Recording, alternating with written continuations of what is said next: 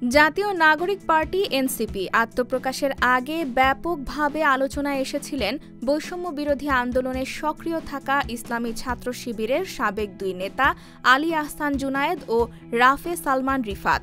সরকার পতনের এই আন্দোলনে নেতৃত্ব দেওয়া তরুণদের উদ্যোগে গঠিত এনসিপিতে তারা ভালো পদ পাবেন বলে আলোচনা চলছিল, কিন্তু শেষ মুহূর্তে এই দলে থাকবেন না বলে জানান তারা। এবার তাদের নেতৃত্বে নতুন রাজনৈতিক প্ল্যাটফর্মের আত্মপ্রকাশ ঘটতে যাচ্ছে। জুনায়েদ পড়েছেন ঢাবির উইমেন অ্যান্ড জেন্ডার স্টাডিজ বিভাগে, আর রিফাত পড়েছেন ফার্মেসিতে। তারা দুইজনে ইসলামী ছাত্র শিবিরের ঢাকা বিশ্ববিদ্যালয় শাখার সভাপতির দায়িত্ব পালন করে এসেছেন। 16 তারিখ সন্ধ্যায় জুনায়েদ ফেসবুকে জানান দেন যে তিনি নতুন দল নিয়ে আসছেন। শিবির নেতা রাফে সালমান রিফাত সহ জুনায়েদের সেই পোস্ট শেয়ার করে তাকে শুভকামনা জানান ঢাবি শিবিরের আরেক আলোচিত সভাপতি সাদিক কায়েম।